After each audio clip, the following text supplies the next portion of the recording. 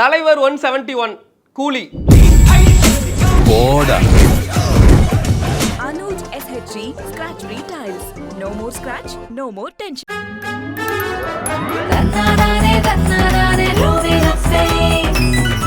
Visit India's first underwater tunnel aquarium at VGP Marine Kingdom, Chennai. கூலி டீசரோட decoding பார்க்கறதுக்கு முன்னாடி இந்த படத்தினுடைய டைரக்டர் லோகேஷ் கனகராஜ் அவர்கள் நம்ம ரெட் நூல் சேனலுக்கு கொடுத்த இன்டர்வியூல என்ன சொல்லியிருக்காரு தெரியுமா? தலைவர் 171 என்னவா மாறப்போகுதுன்னு எனக்கு தெரியாது, என்னவா இருக்குன்னு தெரிஞ்சுக்கலாமா? இது வரைக்கும் பண்ண படங்களில் அது மட்டும் கொஞ்சம் வித்தியாசமான படமாக இருக்கு, ஒரு எக்ஸ்பெரிமெண்டல் ஃபிலிம் தான். கமல் சார் கூலி படத்தில் ஒரு கேமியோ ரோல் பண்ணுறதுக்கு அதிகப்படியான வாய்ப்பு இருக்குது. அது என்ன அப்படிங்கிறத வீடியோட லாஸ்ட்டில் சொல்கிறேன். எல்லாரும் எதிர்பார்த்துக்கிட்டு இருந்த மாதிரி லோகேஷ் கனகராஜ் அவரோட டைரக்ஷனில் நம்ம தலைவர் சூப்பர் ஸ்டார் ரஜினிகாந்த் 171 கூலி படத்தினுடைய டீசர் இப்போ ரிலீஸ் பண்ணிட்டாங்க. எனக்கு இந்த டீசர் பார்த்ததுக்கு அப்புறம் என்ன தோணுது அப்படின்னா, எங்கே வச்சிருக்கிறாரு ரஜினி சார் இவ்வளோ எனர்ஜியை? 73 வயசில் இந்த மாதிரி ஒரு ஃபைட்டு, இந்த மாதிரி ஒரு ஸ்க்ரீன் ப்ரெசன்ஸ் அவரை தாண்டி வேற யாராலும் கொடுக்க முடியாது அப்படிங்கிறது தான் இந்த டீசர் பார்த்ததுக்கப்புறம் எனக்கு தோணுதுங்க. மனுஷன் ஒரு ஃப்ரேம்லேயுமே சரி, ஒரு வரும்போதும் சரி மிரளுது, ஒரு மாதிரி கையெல்லாம் புல்லரிக்குது, உடம்பெல்லாம் சிலிர்க்குது. அந்த மாதிரி ஒரு நடிப்பை காமிச்சிருக்கிறாரு. இது லோகேஷ் கனகராஜுக்கு மட்டும் இது புது எக்ஸ்பெரிமெண்டல் இல்லைங்க, நமக்கு ஒரு புது எக்ஸ்பெரிமெண்டல். தலைவரை ஒரு மாதிரி வித்தியாசமாக பார்க்க போகிறோம். ஒரு கூலிப்படை தளபதி, ஒரு கூலி ஆளா பார்க்க போறோம். டீசரோட ஓப்பனிங்ல ஒரு ஹார்பர் காமிக்கிறாங்க. ஹார்பருக்குள்ள ஒரு gold mafia, international gold mafia பயங்கரமா வந்து நடந்துகிட்டு இருக்கு. பழங்கால பொருட்கள், யூரோப் கரன்சி, நிறைய வாட்ச், கோல்டு வாட்சஸ், ஒரு பெரிய தங்க கட்டி அப்படிங்கிற மாதிரி எல்லா இடமுமே கோல்டா இருக்கு. அதை விட முக்கியமா ஸ்டார்டிங்ல இருந்து எண்டிங் வரைக்கும் எல்லா ஃப்ரேமுமே பிளாக், அந்த கோல்டு மட்டும் கோல்டு ஒரிஜினல் கலர்ல கொடுத்துருக்காங்க. இது உண்மையிலே ஒரு புது experimental. Coming back to teaser, ஒரு பயங்கரமான கோல்டு மாஃபியா நடந்துட்டு இருக்கு. அதுக்கடையில் தூரத்துல இருந்து ஒரு RX100 பைக்கோட சவுண்டு, தலைவரோட என்ட்ரி வரப்போகுது. RX100 பைக் நமக்கு தெரியும், ஒரு பழங்கால பைக்னு கூட சொல்லலாம். தலைவர் அந்த பைக் ஓட்டுறார் அப்படின்னா அவரோட கேரக்டர் பற்றி யோசிக்கும் போது ஒரு லோக்கல் ஆளாக இருப்பார். லோக்கலில் காசு வாங்கிட்டு கூலிப்படையாக கூட தலைவர் இருக்கிறதுக்கு வாய்ப்பு இருக்குது. RX100ல வராரு. அந்த சட்டரில் இருக்கிற ஒரு சின்ன கேப்பை மட்டும் ஓப்பன் பண்ணுறாங்க. தலைவரோட லெஃப்ட் கண்ணு தெரியுது. டம்மு டும்முன்னு அடிச்சுக்கிற சவுண்டு கேட்குது சட்டருக்கு வெளியில். உள்ள எல்லாமே அந்த கோல்டு எல்லாமே அரேஞ்ச் பண்ணிட்டு இருந்தாங்கல்ல, அவங்க என்னடா ஆச்சு ஏதாச்சு அப்படின்னு சொல்லி பார்க்க போகிறாங்க. பார்க்க போன எல்லாத்துக்குமே பல்லு உடையுது. அதுக்கு காரணம் தலைவர் ரஜினிகாந்த் அவர்கள் தான்.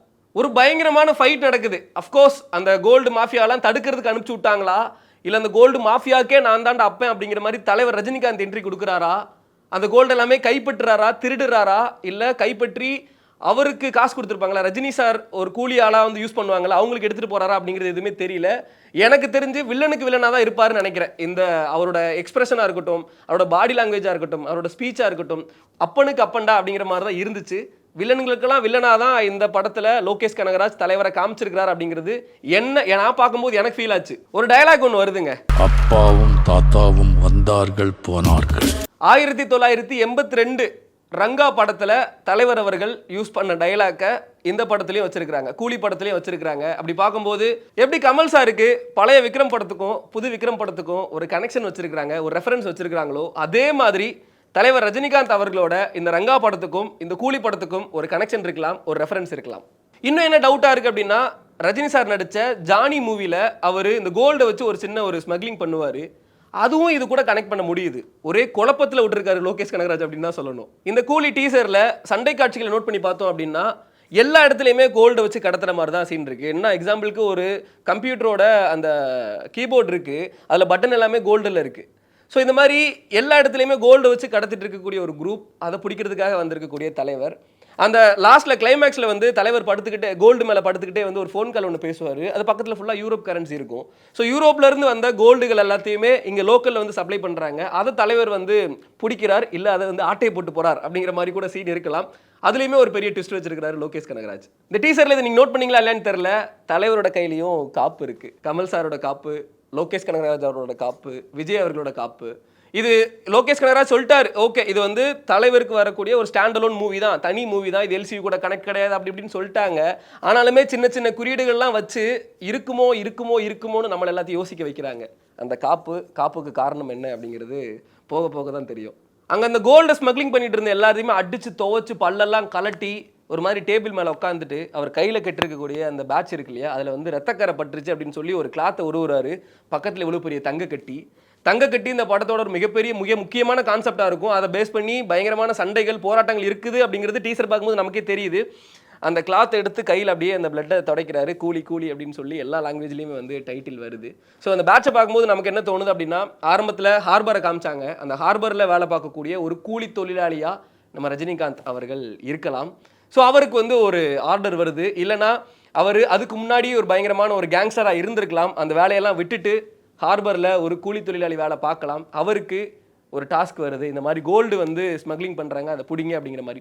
அப்படியும் கதை கொண்டு போகலாம் அப்படிங்கிற மாதிரியும் சீன்ஸ் வச்சிருக்காரு லோகேஷ் கனகராஜ். இந்த மாதிரி நம்ம டீசர் பார்த்துட்டு ப்ரெடிக்ட் பண்ணிகிட்டே போயிட்டு இருக்கலாம், படம் இப்படி போக போகுது அப்படி போக போகுது அப்படிங்கிற மாதிரி. ஆனால் உண்மையிலே ஒருத்தருக்கு மட்டும் தான் தெரியும் இந்த படம் இப்படி வரப்போகுது அப்படிங்கிறது, லோகேஷ் கனகராஜ் அவர்கள். இந்த டீசர் பார்க்கும்போதே ஒரு மாதிரி ஹைப் வந்து பயங்கரமாக ஏறுதுங்க, ஏன்னா அந்த அளவுக்கு கொடுத்துட்டாரு.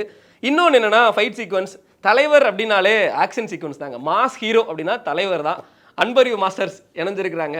விக்ரம் படம் பார்த்துருப்போம். ஒரு மாதிரி என்ன சொல்கிறது, கமல் சார் அவரோட ஃபைட் கெரியரில் ஒரு மிக முக்கியமான படம் விக்ரம் படம் அப்படின்னு சொல்லலாம். அதே மாதிரி ரஜினி சார் அவர்களோட ஒரு ஃபைட் கெரியரில் இந்த படம் ஒரு மிக முக்கியமான படமாக இருக்கும் அப்படிங்கிறதுல எந்த ஒரு ஆச்சரியமும் இல்லை. ஏன்னா அன்பறிவு மாஸ்டர்ஸும் சரி, நம்ம லோகேஷ் கனகராஜ் அவர்களும் சரி இணைஞ்சாங்கன்னா எப்படி அவுட்புட் இருக்கும் அப்படிங்கிறத நம்ம பழைய படங்களில் பார்த்து முடிச்சிட்டோங்க. அது கூட நம்ம ரஜினி சாரும் இணைஞ்சிருக்கிறார் அப்படின்னா டபுள் ட்ரிபிள் த மாஸ் அப்படின்னு தான் சொல்லணும். ஒரு மாதிரி தியேட்டரில் இருக்கக்கூடிய அந்த ஸ்பீக்கர்லாம் வெடிக்க போகுது, நம்ம காதெல்லாம் கிளிய போகுது, கத்தி கத்தி தொண்டெல்லாம் கிளிய போகுது அப்படின்னு தான் சொல்லணும். அந்தளவுக்கு ஒரு மிக பிரம்மாண்டமான ஸ்டண்ட் சீக்வன்ஸ் இந்த படத்தில் இருக்குது அப்படிங்கிறதுல எந்த ஒரு ஆச்சரியமும் கிடையாது. அதை விட முக்கியமாக அனிருத், ஏங்க நான் வந்து அடித்து சொல்லுவேங்க, அனிருத் வந்து ரஜினி சாருங்களா மட்டும் ஸ்பெஷலாக வந்து மியூசிக் போடுறாரு. இது யார் சொல்கிறாங்களோ இல்லையோ, நான் சொல்கிறேன். என்ன ஜெயிலரில் என்ன மிரட்டி விட்டுருப்பாரு. வேர்ல்டு வைடு அந்த சாங் இப்போ வரைக்கும் வாயில் வரக்கூடிய ஒரு வார்த்தை, அது ரொம்ப பார்த்தேன் அப்படிங்கிற மாதிரி. இதுலேயுமே வந்து ஸ்டார்டிங்கே வந்து ஒரு ஹம்மிங்கில் ஒரு மியூசிக் போட்டிருக்கிறாரு. டிஸ்கோ டிஸ்கோ டிஸ்கோ அப்படின்னு சொல்லிட்டு தீம் ஃபுல்லாக வருதுங்க. அந்த பாட்டு ஃபுல்லாகவே வந்து டிஸ்கோ டிஸ்கோன்னு வருது. அதுக்கு எங்கே போய் கனெக்ட் பண்ணணும்னு என் மண்டைக்கு மூளை எட்ட மாட்டேங்குது. ஒரு மாதிரி போட்டிருக்கிறாரு. என்னையா இந்த மனுஷன் மட்டும் ரஜினி சாருக்கு பாட்டு போட்டா, மியூசிக் போட்டா, தீம் போட்டா, பேக்ரவுண்ட் ஸ்கோர் போட்டா என்னமோ பண்ணுதே, நம்ம மண்டக்குள்ளே போய் உடம்புக்குள்ளே போய் ஏதோ ஒன்று பண்ணுது அப்படிங்கிற மாதிரி இருக்குது. அள்ளி எரிஞ்சிருக்கிறாரு. அவர்கிட்ட இருக்கக்கூடிய ஃபுல் பொட்டன்ஷியல் இறக்கிருக்காருன்னு நினைக்கிறேன் இந்த படத்துக்காக அனிருத் அவர்கள். செம்மையாக வந்திருக்கு. ஃபைட் சீக்வன்ஸ் வரும்போது பேக்ரவுண்டில் வந்து மியூசிக் டிஸ்கோ டிஸ்கோ டிஸ்கோன்னு சொல்லி ஒரு பழைய சாங் நீங்கள் எல்லாமே கேள்விப்பட்டிருப்பீங்க. வழக்கமாக நம்ம ஒரு லோகேஷ் கனகராஜ் அவர்கள் அவங்களோட எல்லா படத்துலையுமே வந்து இந்த பழைய பாட்டு யூஸ் பண்ணி ஒரு சண்டை காட்சிகள், நம்ம அந்த லியோ படத்தில் அந்த தாமரை பூவுக்கும் அந்த பாட்டில் வந்து ஒரு பயங்கரமான ஒரு சண்டை இருக்கும் இல்லையா, அதே மாதிரி இந்த ஃபைட் சீக்வன்ஸ் நடக்கும்போது அந்த டிஸ்கோ டிஸ்கோ அப்படிங்கிற மாதிரி ஒரு சவுண்டு வருது, அந்த பாட்டு வருது, ஒரு ஸ்பீக்கர் வந்து பயங்கரமாக பூம் ஆகிட்டு இருக்கு. அதுக்கு கீழே ஒருத்தர் காது வலிக்கிற மாதிரி, காது உடையிற மாதிரி காதை வச்சுட்டு கத்துறாரு, அடி வாங்கின ஒரு நபர்.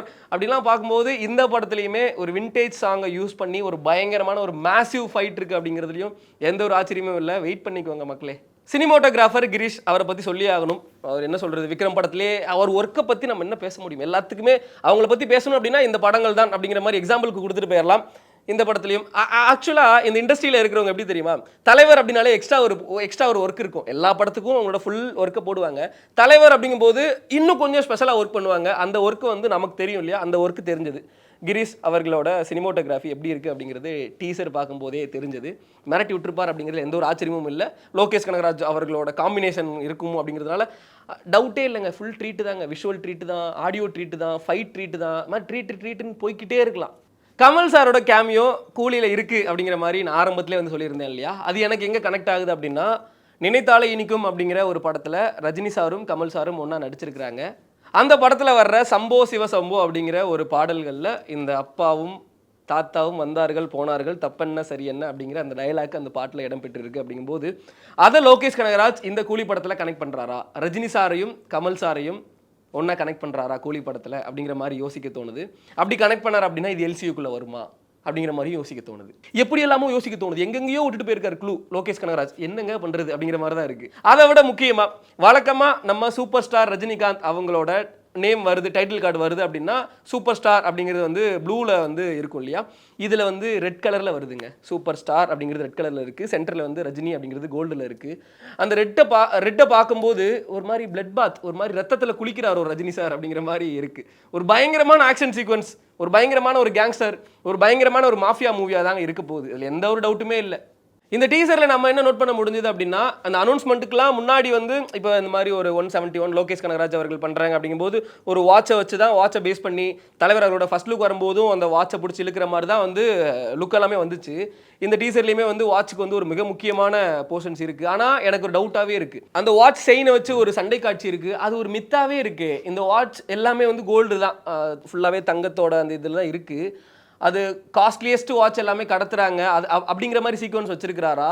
ஏன்னா டைம் ட்ராவலாக இருக்குமோ அப்படிங்கிற மாதிரி நிறைய பேர் யோசிச்சுட்டு இருந்தாங்க. இது டைம் ட்ராவல் மூவி இல்லை அப்படிங்கிறது வந்து கிளியராக வந்து இந்த நமக்கு தெரிய வந்துருச்சு. ஆனால் அந்த வாட்சில் ஏதோ ஒரு பெரிய சம்பவம் பண்ணியிருக்கிறாங்க. அது என்னவா இருக்கும் தான் நம்மளால யோசிக்க முடியல. நமக்கு இருக்கிற மூளை அவ்வளோதானே. அது என்னவா இருக்கும் அப்படிங்கிற அந்த சஸ்பென்ஸோடு யோசிச்சுட்டே உட்காந்துருப்போம். அடுத்த அப்டேட் வரும்போது அதை கேட்ச் பண்ணிக்கலாம். ஸோ கூலி டீசர் வந்துருச்சு, எல்லாருமே பார்த்துருப்பீங்க. உங்களுக்கு பிடிச்சிருக்கா பிடிக்கலையா அப்படிங்கிற எல்லாத்தையுமே கமெண்ட்டில் சொல்லுங்கள். இது வந்து ரஜினி சாரோட ஃபேன்ஸுக்கு மட்டும் இல்லை, ஆல் ஓவர் த சினிமா ஃபேன்ஸுக்கு இது ஒரு பயங்கரமான ட்ரீட்டாக இருக்க போகுது அப்படிங்கிறதுல எந்த ஒரு ஆச்சரியமும் இல்லை. ஏன்னா லோகேஷ் கனகராஜ் அவர்கள் சொல்லியிருக்கிறாங்க இது ஒரு புது எக்ஸ்பெரிமெண்டல், எனக்கே வந்து ஒரு புது எக்ஸ்பெரிமெண்டல். ஸோ கண்டிப்பாக இது வந்து ஒரு மிகப்பெரிய அளவில் ஒரு தமிழ் சினிமாவில் எல்லாருமே தலை நிமிர்ந்து பார்க்கக்கூடிய அளவுக்கு ஒரு பயங்கரமான ஒரு படம் வரப்போகுது, பயங்கரமான கேங்ஸ்டர் ஃபிலிமாக வரப்போகுது. தலைவர் இது வரைக்கும் நம்ம பார்க்காத ஒரு தலைவராக பார்க்க போகிறோம். ஆல்ரெடி பார்த்துட்டோம் டீசர்லேயும், மேபி படத்தில் நிறைய காமிச்சிருக்கலாம், நிறைய விதவிதமாக சூப்பராக வந்து தலைவரை காமிச்சிருக்கலாம்.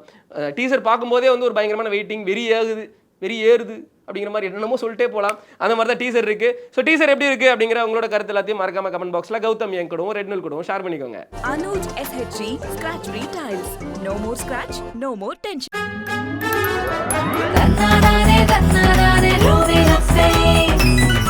Visit India's first underwater tunnel aquarium at VGP Marine Kingdom, Chennai.